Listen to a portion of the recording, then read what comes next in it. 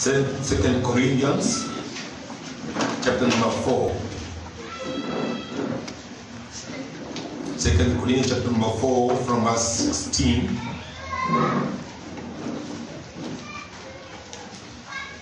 And I read, kwa hivyo hatukati tamaa, ingawa utu wetu wa nje unachakaa, utu wetu wa ndani unafanywa upya siku kwa siku. Kwa maana dhiki yetu nyepesi iliyo ya kitambo inatutayarisha kwa ajili ya utukufu wa milele, udhijio kuwa mwingi kupita kiasi. Kwa sababu hatuangalii yale yanayoweza kuonekana, bali yale yasiyoweza kuonekana. Kwa maana yale yanayoweza kuonekana ni ya kitambo, bali yale yasiyoweza kuonekana ni ya milele. Bwana asifiwe. We are combining it with the 2 Corinthians 2:11. I'm reading from verse number 23. 11 from verse number 23. Inasema, je, kwa watumishi, je, wao ni watumishi wa Kristo?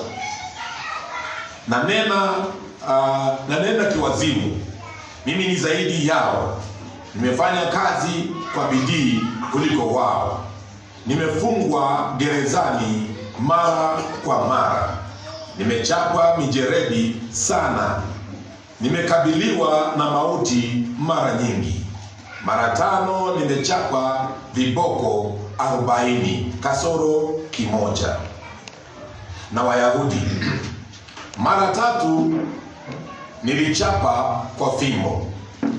Mara 1 nilipigwa kwa mawe. Mara 3 nimevunjikiwa na meli.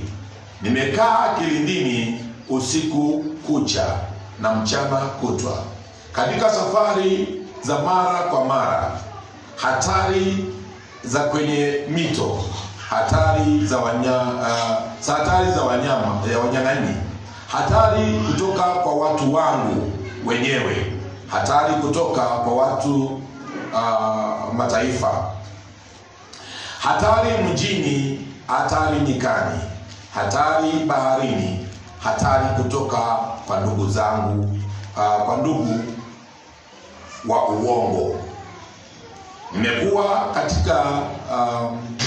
Nimekuwa katika kazi ngumu na tabu, katika kukesha mara nyingi. Ninajua kukaa njaa na kuona kiu.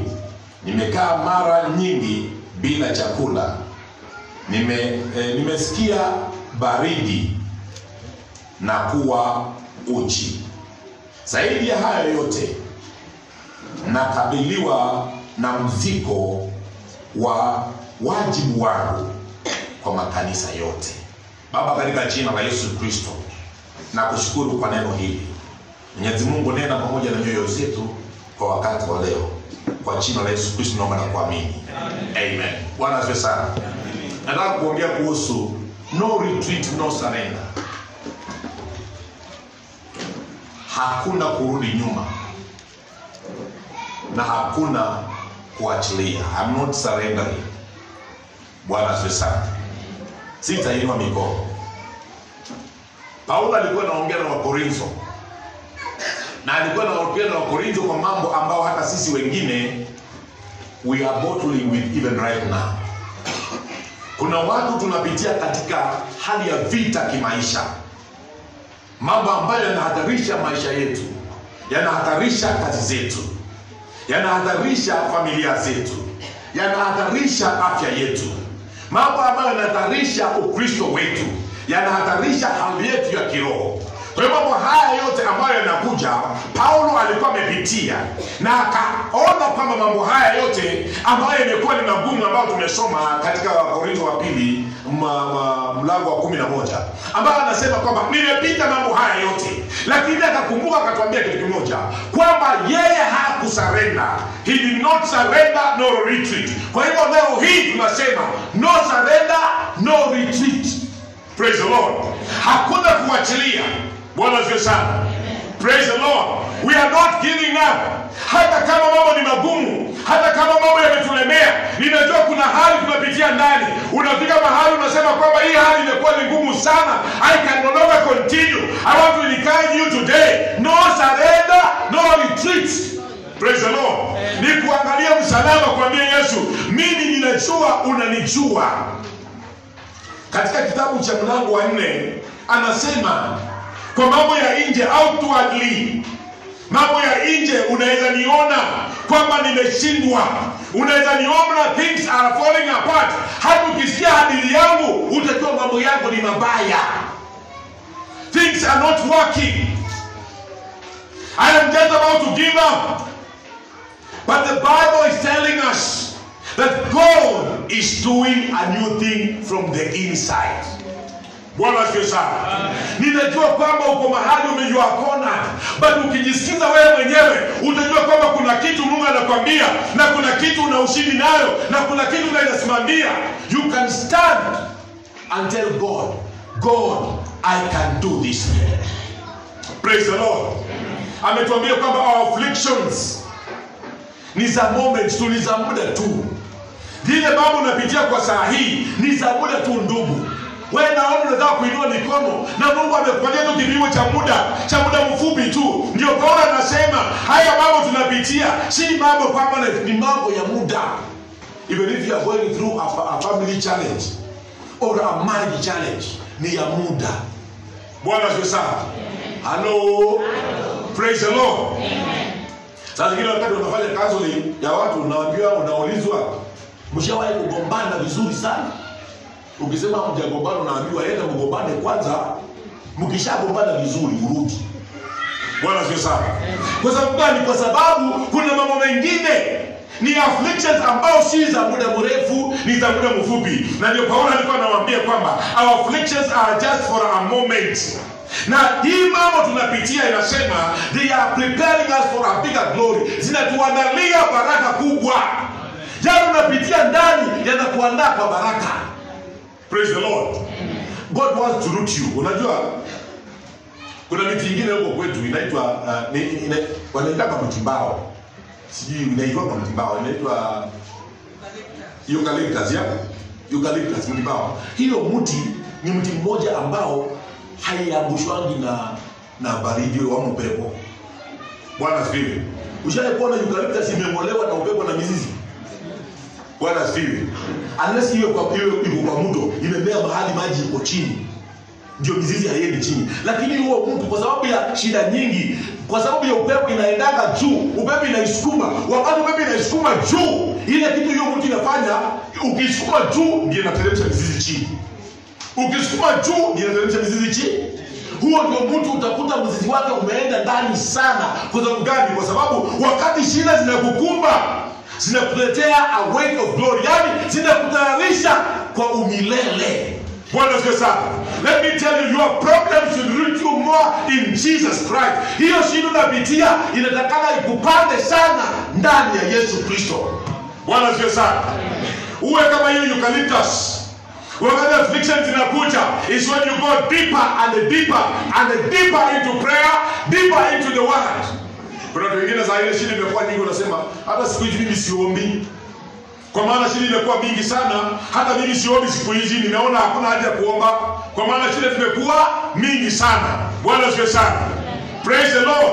Shida zikiwa mingi, maombi yanafaa kuwa mingi.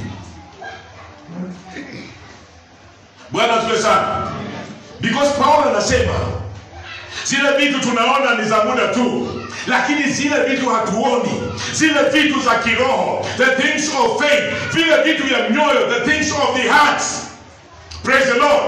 Ni vitu ambayo huvioni, lakini hizo vitu ndio vitu za maana sana.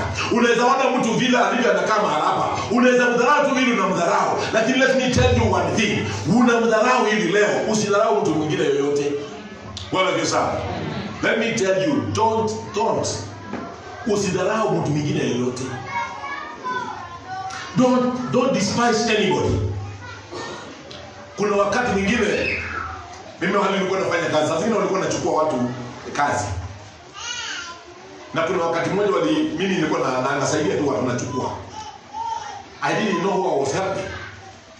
Siku moja when I was just walking along the whole highway, nikaona mtu amekuja na Mercedes Benz, a very sleek car, black. Naona mtu anakuja na nikaribia. Nikauliza huyu mtu kwa nini anataka kunigonga? Nikasonga kando, nikaona bado anakuja kando. Nikaona mtu amesimamisha gari, ameshukisha kioo. Nikamuuliza kuna shida gani? Akaniambia bana, wewe nilikuwa nataka kukusalimia. Nikamuuliza mimi sikujui. Akaniambia kuna wakati ulinisaidia, wewe huwezi jua. Lakini you helped me. Ulinipatia kazi nikafanya mahali. Na sasa mimi ni manager mahali, nataka uniletee mtu nikuandikie. Hata nikashtuka. Bwana asifiwe sana. Na akaniambia I'm a big manager in a hotel industry and I want you to, ninataka yeye mwenyewe ndiye asimamisha gari. Praise the Lord. Let me tell you one thing. Hii vitu unaona hata kama unapitia katika shida ni za muda.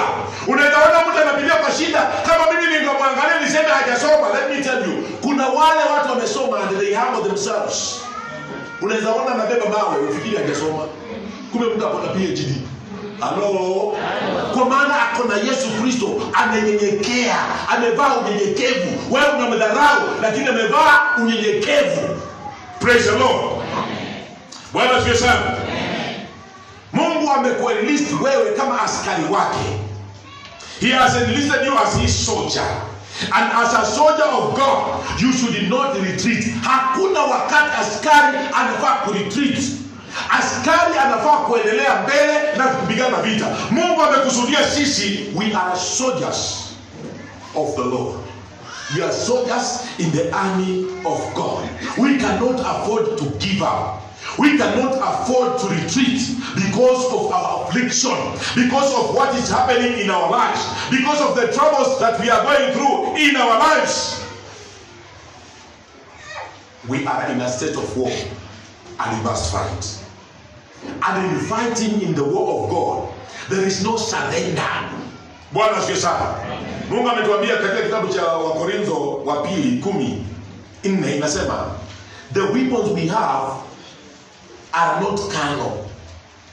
The weapons of our warfare are not carnal. My brother, when you are born again, when you know Jesus Christ, the weapons he gives you are not carnal. Kama vile askari wetu wa Kenya wanakuwa supply na vitu na masilaha na serikali, wakati unapomkubali Yesu Kristo ana supply silaha kwako. Bwana asifiwe sana. Amen. Hello. Tell your neighbor you are armed. Mwambie you are armed. Unaweza kuna wakristo wako hapa hawajui they are armed. Wakati unapomkubali Yesu Kristo anakuarm, he arms you, anakupatia kofia, anakupatia mavazi, anakupatia bunduki, anakupatia risasi, anakupatia magambuti, anakuambia toka sasa enda. You are a soldier in my army. And therefore go and fight. Na wakati alipowaambia watoto wa Korintho, Paulo alikuwa anawaambia, our weapons of our warfare are not carnal. In 2 Corinthians 10:4, they are not carnal. Our weapons are mighty. In fact, I like that. He said, our weapons are mighty. Our weapons are powerful. Our weapons are pulling down strongholds. Yani ile uko nayo ni weapon ita pull down every stronghold ambayo inakusumbua. Do you have a stronghold in your life? You have a weapon. Praise the Lord. Do you have people who are thinking they are mightier than God? You have a weapon. Je, unafikiri kuna watu wako so powerful? You have a weapon. Bwana asifiwe sana. Praise the Lord. Our warfare is not against flesh and blood. Our warfare is not against flesh and blood. If you read in the book of Ephesians chapter 6 verse 12, Paulo anaambia wa Efeso, zile vita mnapigana sio za damu na nyama. Ile vitu mnapigana ndugu, sio yule ndugu amekaa karibu na wewe ama dada, ni shetani ule amemuingilia. the weapon that you are using, they are not the weapon to fight your brother, the weapon to fight your sister. Ati unaona amekaa karibu na wewe na unaona anakusumbua, unaona umnyoroshe ngumi. The weapons of our warfare are to fight the enemy.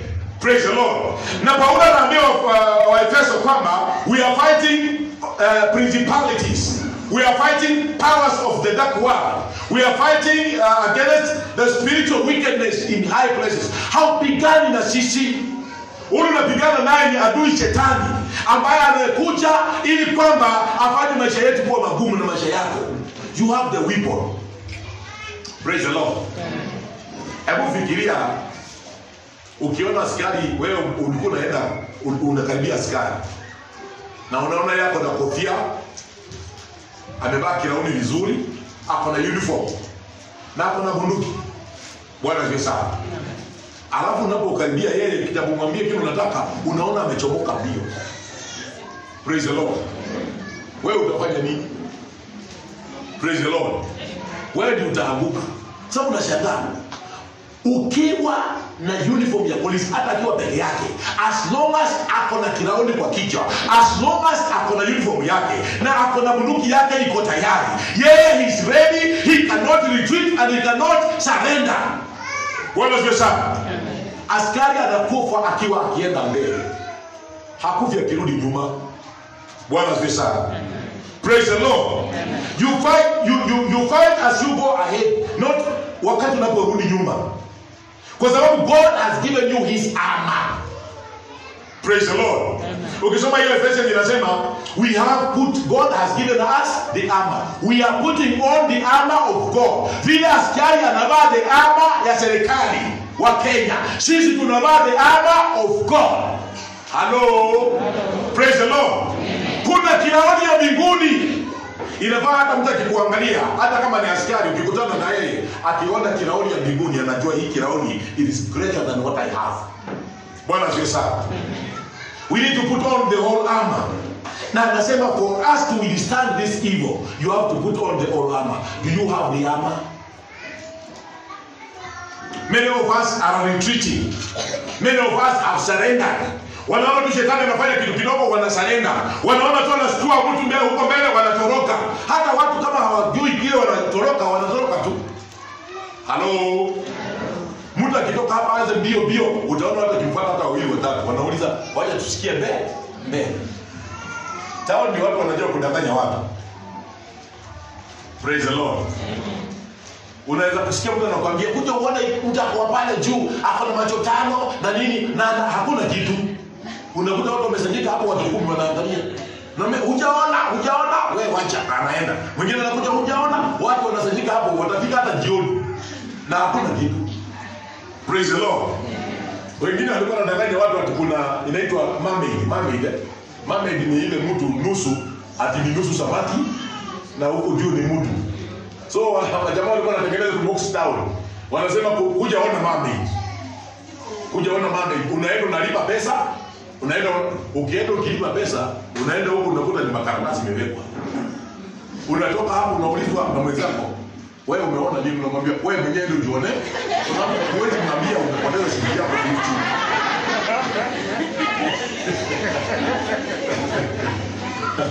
Bwana asifiwe sana. Utaki ujulikane umegongwa. Sasa watu wengi wanaogopa toka mwingine anaenda kuangalia, ukimuuliza umeona nini, unakwambia mimi wewe ndio uone. Hata wewe ndio ujione. Na akitoka hapa anatorokaga anaenda mbio. Ukiona yule pia anaenda. Shilingi 50 ya mboga ama ni fair, anaenda mguu na hata hakuna maana ijameona. Praise the Lord. Bwana asifiwe sana. When we put on the whole armor of God, we have that armor. Ambacho kupatia hiyo armor, tunaivaa kijeshi. Bwana asifiwe sana. Siku moja mimi nilienda hapo, tulikuwa tumetoka Christian Union. Tumeomba kweli na tukaambiana, tulikuwa vijana wanne. Tukaambiana leo hii tunaenda kuparalyze hii nguvu ya shetani hapa. Baada tukasurround hapo mahali. Jamaa walikuwa wanafanyia mazingaombo yao pale. Walikuwa na tortoise. So sisi tukaenda tukasurround hiyo tortoise. Mmoja hapa mwingine baada tukaanza kuomba. Tukasema we are tunafunga hii kitu. Tukafunga. Tukaomba, sisi tunajuliana, tunaambiana tumefunga. Bwana asifiwe sana. Hiyo pepo Israeli kuamka. Nikasikia mwingine mwenyewe anasema kuna watu wanambaya hapa. Kuna watu wanambaya hapa. Akachukua totosi yake akaenda. Akavuja kikao na sisi tukajua tumepata ushindi. Bwana asifiwe sana. When you have put on the armor of God, you move forward, you fight. Don't give up during the fight. Yesu hakugive up during the temptation. Hata wakati shetani alikuja akamwambia ninataka kukujaribu, akamjaribu na the hunger, akamjaribu na nguvu na mamlaka, akamjaribu na kujifanya Mungu, yeye akakataa. Wewe unapopewa hii ama ya Yesu ya Mungu, how do you stand the temptations? Bwana asifiwe sana. Sijui kama hapa mshawahi kufunga. Na inafaa siku moja tufunge. Siku nyingine niliambia kanisa tunafunga kama siku ya Wednesday, siku ya maombi, nikasema all of us we are trusting God. Kama zile project tunazo, we are fasting God for one day for that project. Nilipofika kanisani Jumapili, watu watatu peke yake ndio walikuwa wamefunga. Wengine walisahau. Bwana asifiwe sana. Wakati shetani anakujaribu na njaa, what did you do? Alijaribu Yesu na njaa. Wakati akikupatia power, if you are given power, ama if you are a manager right now, how do you use that power? Yesu aliambia nitakupatia hii power, akasema mimi I don't want power. I don't want to worship power. I need to worship God. Wewe unapopewa power kidogo tu, how do you use your power? Unapopewa nafasi kidogo ya kuhubiri, are you the preacher who can say I am preaching even more than anybody else in this church? How do you use that opportunity? Unapopewa hiyo, how do you use it? Bwana asifiwe sana. Retreating has costed us so much. Retreating has costed the body of Christ. Watu wengi, kanisa nyingi zinakufa kwa sababu wale walikuwa wanajitolea, walikuwa wanafaa kujitolea kama maaskari, wali retreat and they have surrendered. We are not reaching now the sinners because people have surrendered. People have retreated. Strong Christians wanaanguka kwa sababu gani? Kuna watu wameretreat. Kuna wakati ulikuwa unaombea viongozi, unaombea kanisa, unaombea watu wa kanisa. Wewe wakati huu unafanya nini? You have retreated. Umerudi nyuma. You have surrendered. Nimeomba sana, watu wengine nao waombe. It has costed us a lot. Retreat has costed our homes. They are in disarray. Right now, ukisikia cases za suicide, hata mimi they are so much threatening. Watu wakuua mabibi zao. Unasikia watu walienda wakajifungia kwa bedroom, akaua bwana akajinyonga, akaua bibi akajinyonga, because people who are praying for the families have retreated. They have surrendered. Wewe kama ulikuwa unaombea jamii umesurrender, jua you are causing families to die because you have retreated. Mungu alikusudia wewe usimame uombee hii jamii. Unasikia imekufa, unasema ningeomba, afadhali ningeomba. Bwana asifiwe sana. Praise the Lord. Watoto wanajinyonga, wanachoma mashule kwa sababu gani? People have retreated. Are you the one who has retreated? Je, wewe ni mmoja wa wale ambao mmeamua kurudi nyuma, mmeamua kusurrender? God is counting on you. No retreat, no surrender. Bwana asifiwe sana. Wakati mambo inakuja, hata saa hii, wakati vitu zinakuja, praise the Lord. Nashukuru Mungu, niliambia hapa mlikuwa na project ya Okoa Plot. Bwana asifiwe sana. Okoa Plot. Na watu wakasimama wakajua kuna hatari mbele. And if we retreat and we surrender, hatutapata. We must move forward. Watu wakajinyima. Watu wakaacha school fees zao ili waokoe kanisa. God is looking for soldiers who cannot stay behind while the church is dying. Kama hakungekuwa na watu wamesimama kama nyinyi, kama hamngesimama, mngesarenda, sasa tungekuwa na fence hapa, si kweli? Hello. Bwana asifiwe. Tungekuwa na fence hapa, si kweli? Yeah, mngekuwa mmetoboa kwa mlango pale nje, mnaingia tu ukitoka kutoka kwa barabara unaingia kwa kanisa. Lakini we had soldiers wale walijitolea wakasema we will not retreat. When you retreat, my brother, my sister, the church of God suffers. When you retreat in your giving, your tithe, the church suffers. When you retreat in your tithing or your voluntary offering, the church will suffer. Na Mungu atakuuliza, watu wangu wameangamia kwa maana wewe umerudi nyuma. When we retreat, we become casualties of the enemy. Unapo retreat, unakuwa ni jeruhi. Kwa sababu gani? You will fall under the enemy fire. Atakulenga. Na ndio Paulo alisema, mimi sitakufa moyo. I will not retreat. Praise the Lord. Na the enemy is beautiful. Ni kama the pitfalls za dhambi. Anakuletea, yani unaposarenda, ukirudi nyuma, retreat, ile shimo iko nyuma yako ni ya dhambi. Bwana asifiwe sana. You will fall into that pitfall. Na kama hutakutana na dhambi, the predator, shetani mwenyewe atakufuatilia pole. Ajue mahali umeenda. Therefore my brother, don't retreat, don't give up. Hata kama mambo yamekuwa mbaya, don't give up. Hata kama umeambiwa ninataka niwape ni mwingine, wewe enda, don't give up. Praise the Lord. Because when you retreat, we become casualties.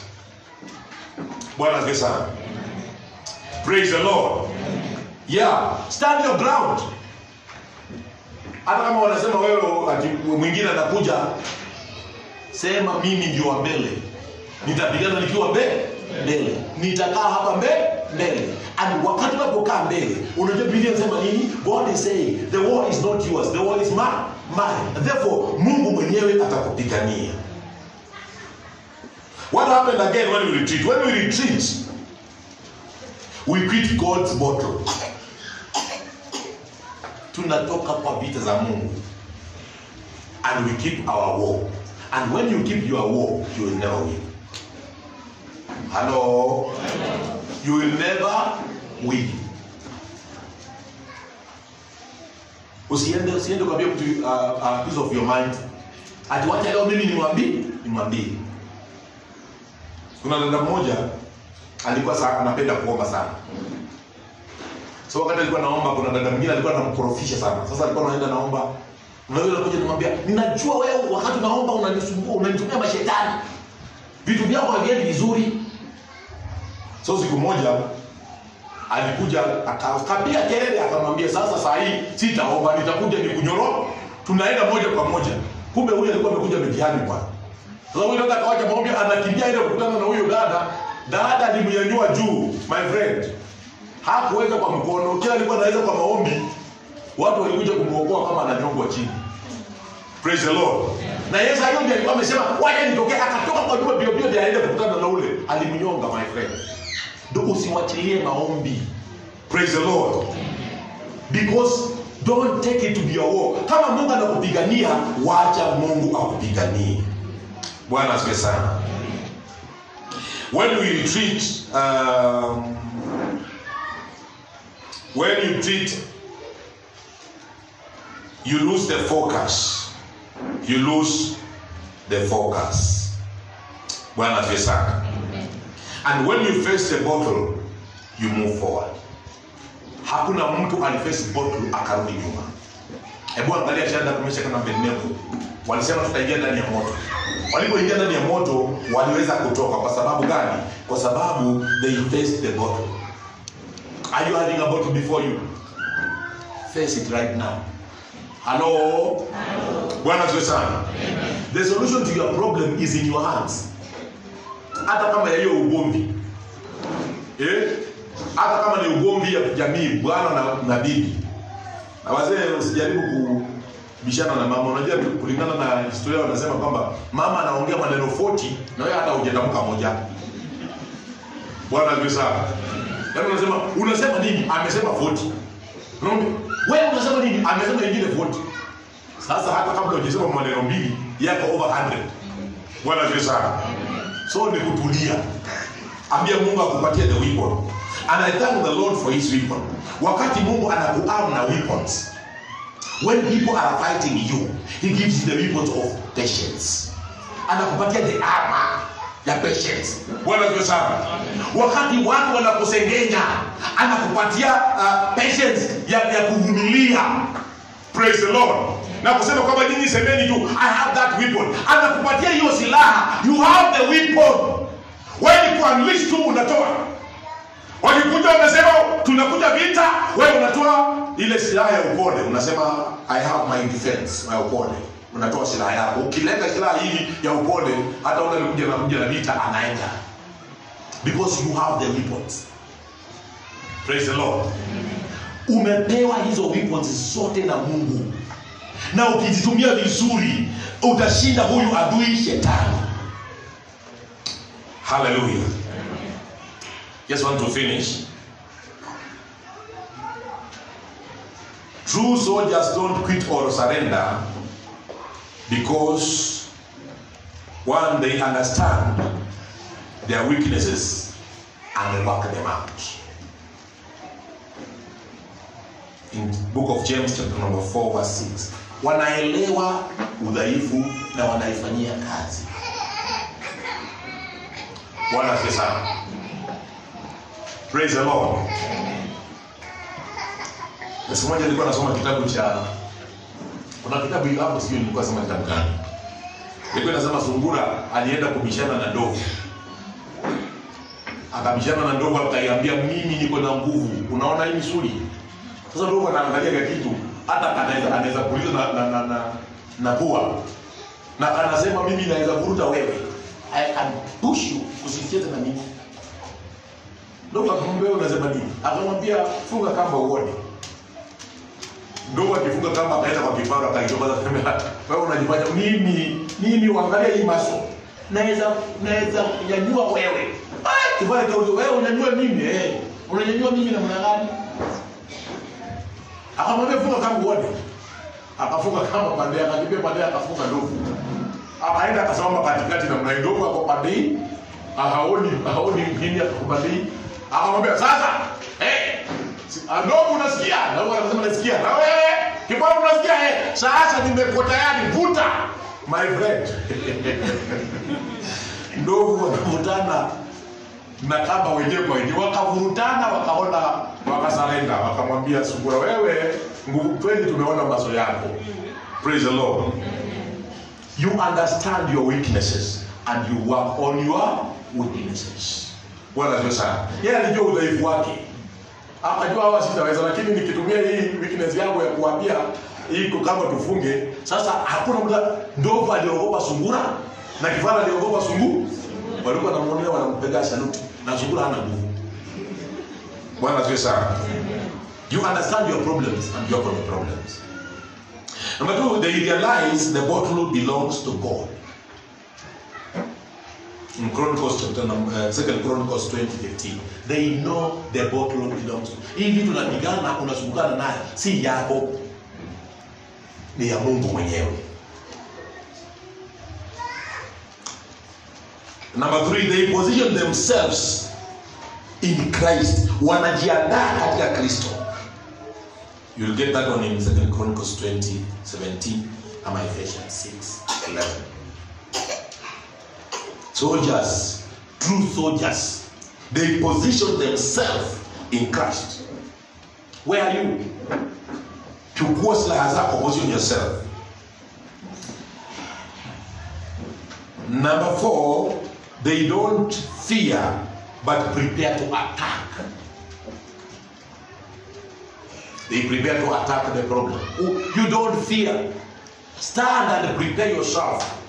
And say, hii ndio shida niko nayo, hiyo ndio I will go and attack. Bwana asifiwe sana. Alikuwa anataka that problem. Haina kushinda. Number 5,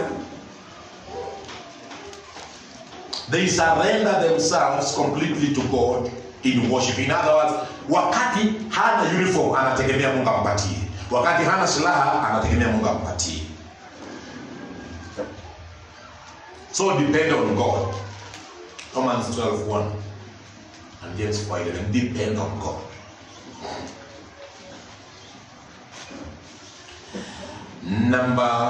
Another point is they are sure of the backup.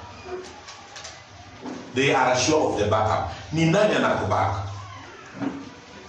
When you are a soldier in the field, you need to know about your supply. Who is supplying? The additional weapons zitakuja namna gani? Kuna ma-support battalion, kuna aerial bombardment, kuna wale wanahewa watakuja kupigania, kuna the navy, kuna the word of encouragement, kuna prayer. Bwana asifiwe sana. So you must know you have a backup. Kwa maana hata Yesu anatuambia kama hujui kuomba, anaomba na roho anakulilia. So you have a backup. Praise the Lord. After the victory, true soldiers, they face God with praise. Wanasifu Mungu, wanarudi Mungu, wanamsifu. How many times have you gone back to God and say thank you? Ni wakati gani umemrudia Mungu ukasema asante? And after doing that, the persistent soldiers, they will enjoy the spoils of abundance. Watapata baraka nyingi tele tele.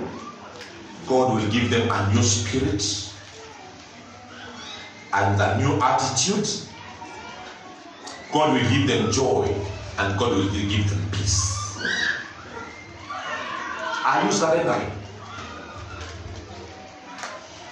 Don't surrender. If your supply has gone down, know we have a supply. If the weapons are not working, there is a supply of the weapons. If there is no support battalion, there is God himself through Jesus Christ who prays for us every day. Anapigania vita hivi. No surrender, no retreat. Kama ulikuwa karibu kuacha, Bwana asifiwe sana. Siku moja nilikuwa nimeenda nyumbani. Nilikuwa nimezoea kutengeneza barabara nyumbani kabla sijaanza. Mungu ajanibariki na gari. Na nilikuwa na imani kwamba gari siku moja itapata hiyo barabara. So siku moja nikaenda nyumbani. Mama yangu, I just want to pray for somebody here and somebody who is watching over the social media. Maybe you're just about to surrender. You're about to give up. This is not the time to give up and to surrender. It's the time to tell the Lord, God, you can fight for me. Hallelujah. I just want you to believe that God is fighting for you. Baba, katika jina la Yesu Kristo nakushukuru kwa kila mmoja Mwenyezi Mungu ambaye amesikia neno hili. Asante Baba kwa maana umetukumbusha kwamba tusiweze kukata tamaa, tusiweze kurudi nyuma, tuendelee mbele na tufanye kazi yako Bwana, kwa maana wewe unatupigania. Asante kwa wakati wa leo, kwa maana unatupigania. Unapigania huyu ndugu na huyu dada. Alikuwa karibu kukata tamaa, alikuwa karibu kurudi nyuma, lakini wakati wa leo Jehova, there is no surrender and no retreat. Kuanzia sasa wanaendelea mbele. Wataenda kujenga ile nyumba imekwama, wataenda kununua ile shamba wametishiliwa, watanunua ile gari wametishiliwa nalo. Mwenyezi Mungu tawaongoza kwa kila hali katika jina la Yesu Kristo. Ile plot Mwenyezi Mungu amewacha wanaenda kununua sasa katika jina la Yesu Kristo. No retreat, no surrender. Mwenyezi Mungu ni hai, tunaenda kusimama kwa ajili ya Injili. Tunasimama kwa ajili ya watu wako. Hatutawacha kuomba Bwana. We have retreated in our prayer. We have surrendered in praying. We have surrendered in preaching your word. May you help us, my Father, not to surrender, but to go back and do your work. Tunajua vita ni vyako, vita sio vyetu. Pigania huyu ndugu, pigania huyu dada. Asante kwa maana umetenda. Kwa jina la Yesu naomba na kuamini. Amen.